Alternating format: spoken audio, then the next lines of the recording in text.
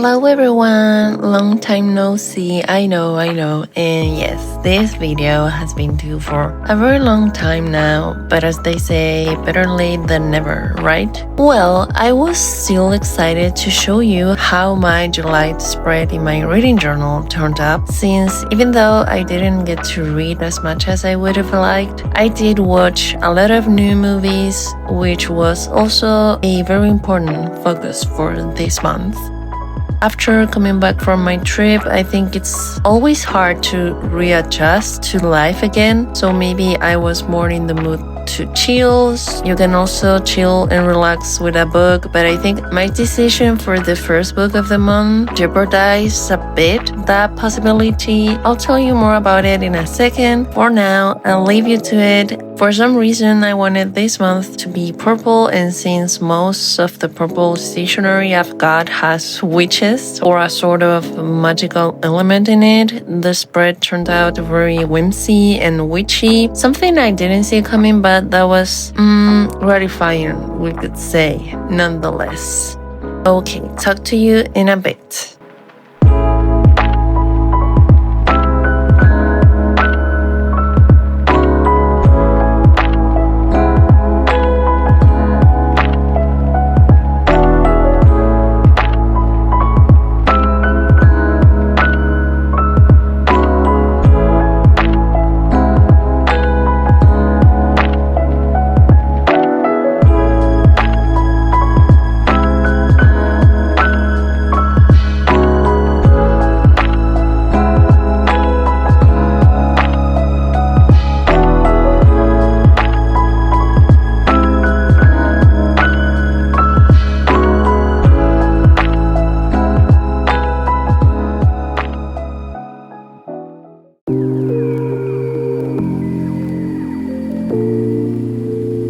So, about the 2 books I read in July. Well, after this, I'm going to try to forget that ever happened. Mostly because of one of the books. Yeah, like, as a great lord with an E once said, what was that? To start with, the Atlas Complex. Well, if you saw my last setup or my Instagram posts, you maybe could perceive that I wasn't that fond of the Atlas paradox, but at least I was engaged, you know? Like, I needed and I wanted to know what was going to happen, and then we reached the Atlas Complex. And it was like all of that adrenaline deflated significantly, and every time I picked up the audiobook, just wanted to be over with it. If that tells you anything, I could still appreciate a lot of the conversations the characters had between them. Like, I could see the value in the topics, but above all, everything slightly interesting was shadowed by how insufferable everyone was. Sometimes they would do something so out of character, and I think it was only for shock value. Like, it's laughable how little I could care for these characters. That hadn't happened to me in a long time. I must say that only at the end, like really, the last 50 pages maybe, Callum, one of the characters, could win me a little bit more over, but still I'm so confused about this book. Also, in my opinion, most of the things that happened in the book felt so forced to me, like they were giving nothing. I'm sorry.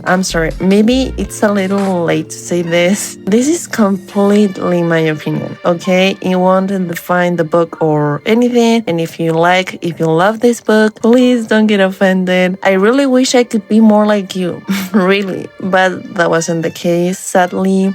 Well, going over the next one, the other book I read was In My Dreams I Hold a Knife, and it was okay. I wouldn't say I loved it, but I really enjoyed it. At some parts, it was a little bit corny for my liking, but you know, I'm trying to be more understanding with the millennial writing, I guess. But yeah, what else can I say? I really like the dark academia-ish aspects of it. Wouldn't risk saying it was totally dark academia as some people seem to do, but the conversations around ambition, power, and privilege were very on point. I could see a lot of myself in Jessica, so yeah, I would recommend it, but make sure to check the content warnings for this one. My copy had them on the first pages, so maybe that's also the case for your copy, or if you get it from the library.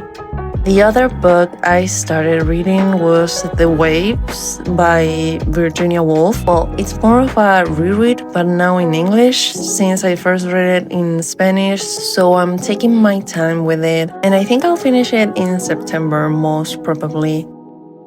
Now, maybe this was the month I watched the most movies and found some new favorites. Yay! So I'm really happy about that. Sinners and I Used to Be Funny are totally there as of now, and I might or might not have rewatched K-pop Demon Hunters at least twice. And you know what? As we speak, I'm thinking about another well-needed rewatch. Yeah, at my core, I'm a lover, so... But alas, in terms of TV series, of course, it was the time of The Summer I Turned Pretty last season, finally. It's not that I love the show, it's just like the weekly moment to turn my brain off and not think about anything. So I really enjoy the drama when it's not about me. What can I say?